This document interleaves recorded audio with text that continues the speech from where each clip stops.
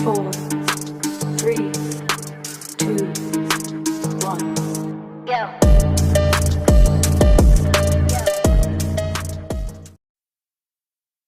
What's up, guys? Don't forget to smash the like button and subscribe. It takes a lot of time and effort, energy to make these videos for free for everybody. All I'm asking is you scratch my back, I scratch yours. It's really simple. That's why I offer the free information, just to be helpful, but you can help me grow too. Definitely helps me. You know, I'm not asking anybody to pay me for anything. All you have to do is really watch the ads and just subscribe, and then YouTube will pay me my AdSense, and it makes up for all the free energy, time, and effort that I put towards this to help you guys. So all I'm asking for is either watch the ads, subscribe, drop a comment. Well, you get it. You get it. Make up for the work that I'm doing. Anyways, before we get kicked off, I'm not doing the entire removal of the CVT cover, all of that. I have another video. I will share that in the description of the video for how to get all the way down to the clutch carrier assembly. By just watching the other video, you'll be able to go, okay, I take this off, this off, this off, then I have the clutch carrier assembly off. And from that point, this video becomes helpful. Same thing with putting it back together. That same video will apply with putting it back together. So, but for this, all you're going to see is just getting the clutch nut off to remove the clutch carrier off of the contra spring and then put it back on. And then from there, you'll have to watch the other video to reassemble your CVT. Unless you already know how to do it, then there you go.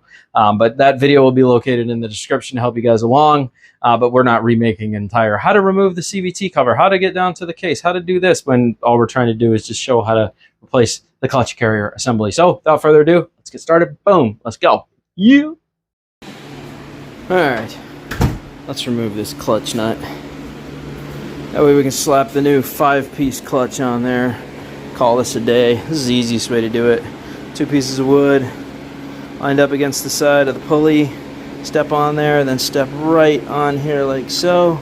Push down with your feet, take all the pressure off of it, and just unscrew it. Like so. There you go. Let that up slow so it doesn't whack you in the balls. Oh look, an eagle! And there you go. And now we get ready to put this guy on there. So let me open that up and we'll do this all in reverse. Yay. So if you guys were wondering, here's the new one. This is the solve for the slipping in the bell house. These clutches are the same size, but if you'll notice, the one coming off there only has 3 and this one has 5. 3, 5. This was the solve for the slipping bell house problem. This was a bad design from Suzuki, which they have clarified numerous times that this was a bad design. And it's kind of crazy that Suzuki never was like, oh, bring it in and we'll replace it for free, even though we know it was our mistake. They never did that. So you had to purchase an entirely different clutch setup for yourself and install it yourself. So anyways, we're gonna line that up with that right there. Just want to make sure there was no, no grease. And let's see here, no grease points, good. So just want to make sure I'm not missing anything here, guys. And then the fun begins of getting this to seat correctly on there. And then, yay! Pipe wrench and tapping, all the fun. So let's see if we can get this lined up easily. This normally is quite the struggle. I'm gonna just get this on there a little bit, see if I can do the first part by hand. I gotta get a rag here for this side. That was really chewing into the tip of my knee. Alright, let's try this again. One more time with my knee pad in place.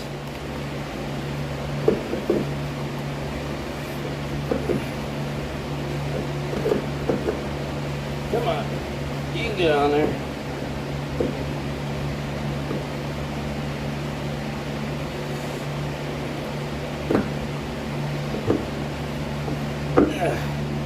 There we go. I think I got it that time, folks.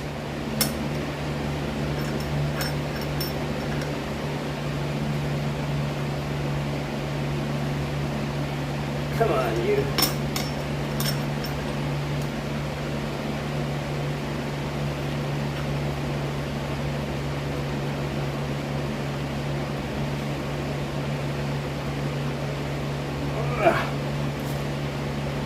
Can't feel what I'm doing here. I want to make sure I'm not cross-threading this. This really needs to be put on 100% correct. There we go. There we go. Okay. Huh. Isn't that fun? That's just all the fun, right? You're telling me. You're telling me.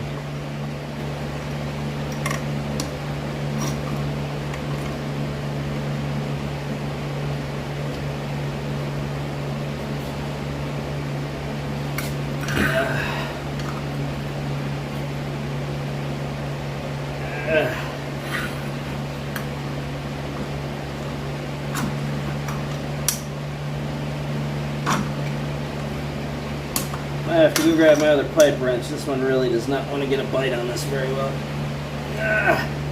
There we go. Now we're getting there. Still, I think my other pipe wrench might do a little bit better. This one's sliding around a lot.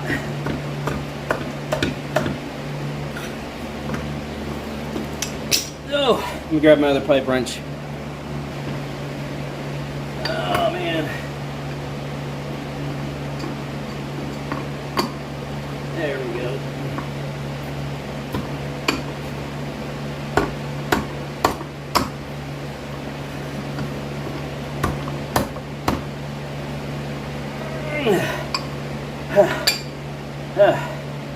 Cool.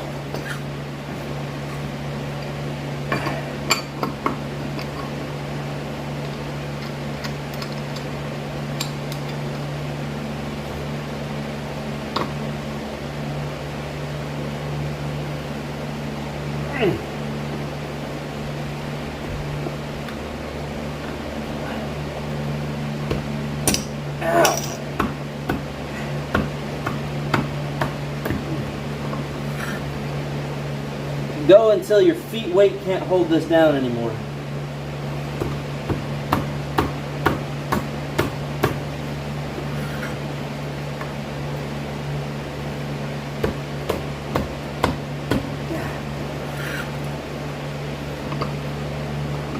They are very, very fine threads. So it can definitely take a little while.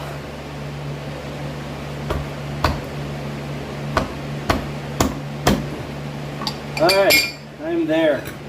My feet can't hold it anymore, which means it's tight. So,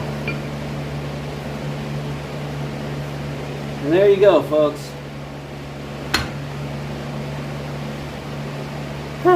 That's it.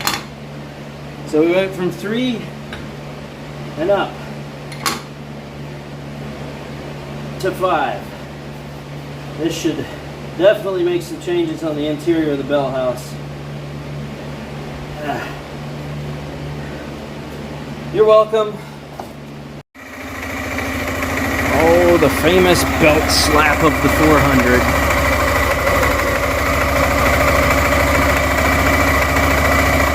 Looking good. Alright, let's see what it does here.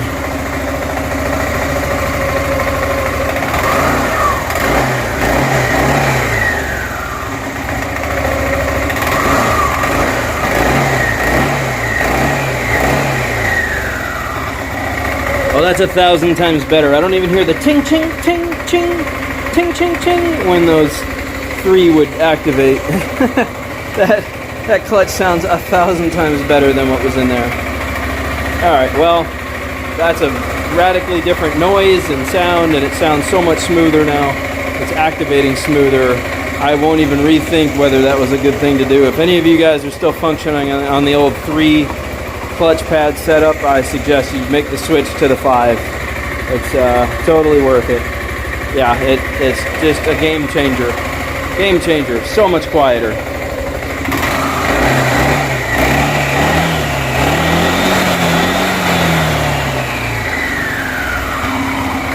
Oh my gosh, does that function so much better.